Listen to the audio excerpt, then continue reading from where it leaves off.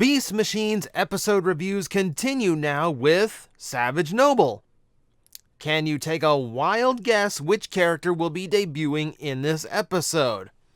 So, we leave off on a cliffhanger. Megatron has a gigantic head floating over the planet. It's a very Unicron aspect. I believe they even reference Unicron in this one to reference his head floating in the original G1 cartoon. He has a giant head floating around. I don't believe it's ever named in the series. It is called the Grand Mal, as in, like, a Grand Mal seizure, which is, I don't know. I was going to make a reference to the visuals in this one, but I lost it. I lost my ability to make a joke out of it somewhere halfway through. Let's just say, it's a weird name. It's a very weird name for a giant floating head. But you know what? Fine. If Megatron has delusions of being Unicron at this point, let's not begrudge him. But that's really just the cliffhanger. They do leave us with a mystery of whether that is Megatron or that Megatron is within said gigantic floating head. And at one time, Primal in this episode will try to actually commune with Megatron's spark via the Matrix, which I guess he can just do now. Can he talk to, like, any spark that's floating around in the Matrix? Can he, like, talk to... Does he just get free long-distance calls now? I don't... It's always weird. It's always weird to, like, have Primal going on these, like, Matrix quests and do things with sparks that has never been established before. And I understand new style of Transformer, connection to the Oracle and all that. New abilities are unlocked, but it really just does seem like they're just pulling things he can do out of thin air with no explanation or apparent limit. By this regard, he should be able to talk to literally anyone, past, present, or future, if that is how the Matrix works, as the show kind of explains. So it's a little odd. It's also odd that he doesn't get, he gets a connection. He actually does connect to Megatron's spark, so he knows that the spark is still out there, but what he gets is a bunch of laughing, maniacal Megatron heads with no real explanation. It's just another bit of vague spiritual vision that this show tends to throw at you for literally no reason other than to confuse you. Suffice to say, it just tells you that Megatron's out there somewhere. That's basically it. So that's a side plot. The gigantic head that was the cliffhanger in the last episode, this gigantic, massive, floating death head. It's not Death's head, but you know what I mean. Big, threatening head. That's just a side thing. No. We need to focus on the wild animal that's on the loose in Cybertron, because somehow Cybertron has a wild animal on the loose. So, at some point in this episode, Night Scream has the idea to go to this private hangout that him and his friends used to go to, and as it turns out, it's a spot by a waterfall. Cybertron has a waterfall somehow. I don't know. It doesn't rain on Cybertron. I know there's water on Cybertron because in G1, Grimlock and the Dinobots do fishing on Cybertron. But waterfalls seem like a little bit much. It's like a weird, filtration system. Whatever it is. It's a weird scene. It's a weird setting for Cybertron. It's also very weird that this random little corner that him and his friends hung out at is exactly where Thrust and Jetstorm are currently hiding from something that attacked them. And honestly, they are coming off very Bulk and Skull at this point. They are just alone, ineffective, trying very hard to be the tough bad guy bullies, and it's just not working.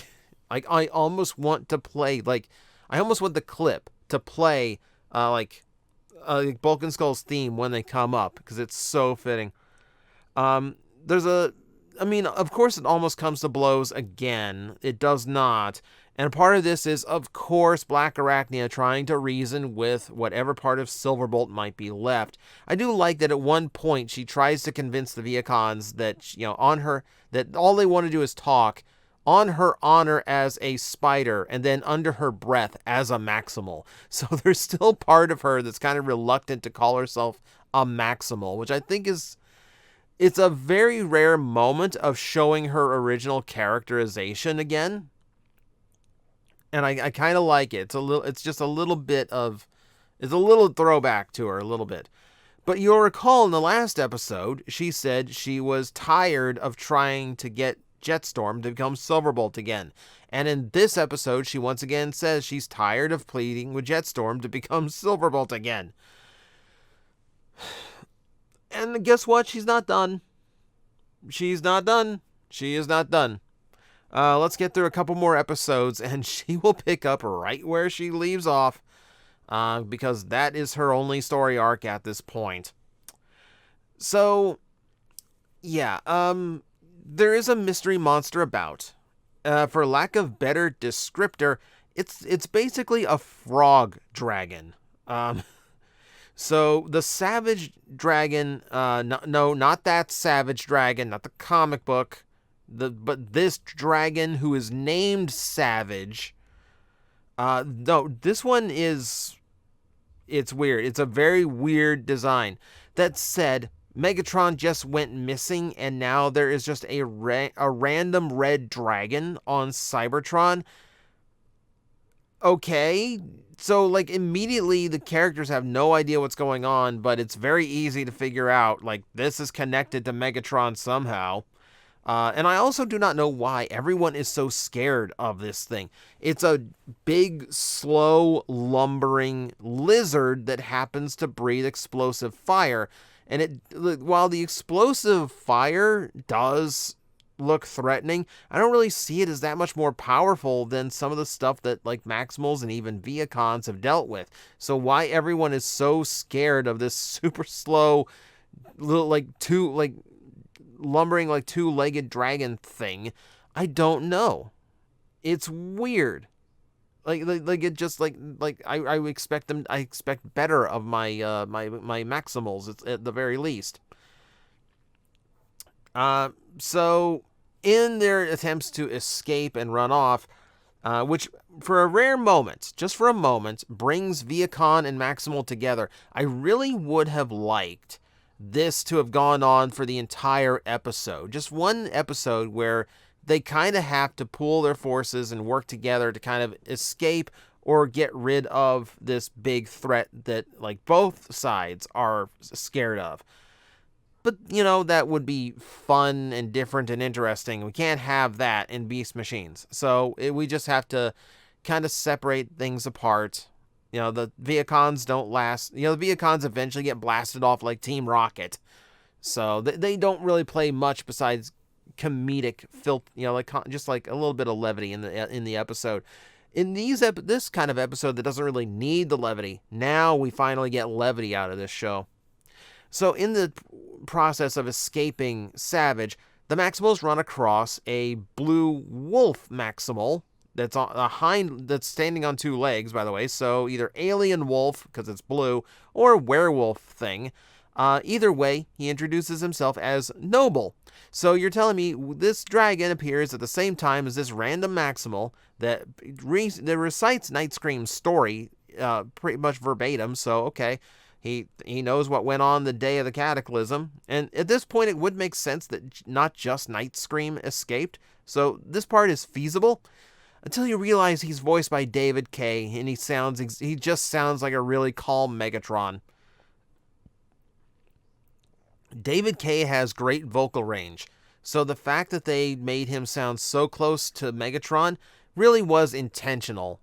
So they really did not want to hide the fact that that's who this really was. And it really does feel like the wrong call. It's definitely a missed opportunity to, once again, put the Maximals in a unique situation and play with it a little bit, I really could have used some time with Noble, like, just trying to be a Maximal and just trying to, like, ingratiate himself a little bit more. And I would have liked for him to have a different voice actor, someone that didn't sound, something that didn't give the whole thing away right off the bat. So Megatron's robot mode is blue, and now we have a blue wolf running around on 2 legs. Megatron's dragon mode is red, and now we have a red dragon running around on Cybertron. I wonder if we could put the pieces together.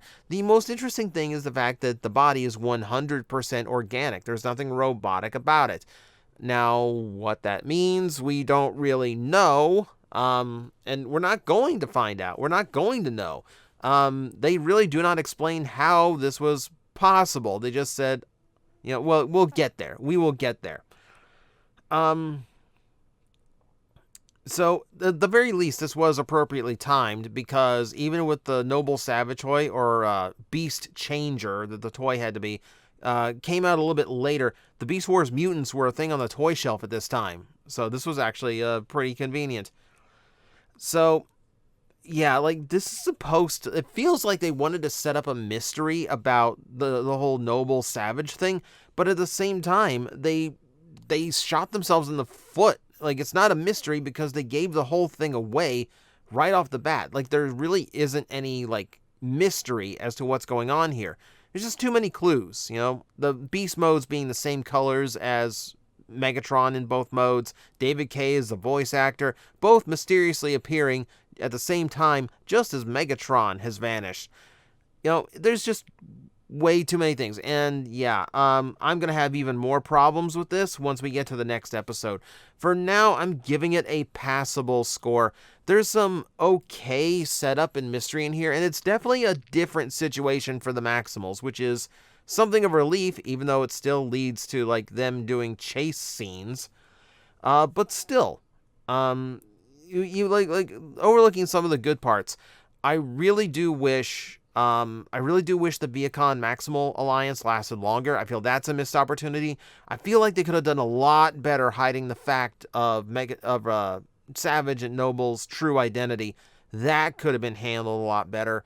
There just is, like, this is something that really, this is where the fast pace of this show really makes it suffer. If Noble was introduced in one episode, Savage was introduced in the next, and then you found out who he was, and then we spend an episode with Noble just being on the team. Then we get to tomorrow's episode, giving me like a 4-episode stretch so you actually have a chance to trick me into thinking this character is on the level. But no.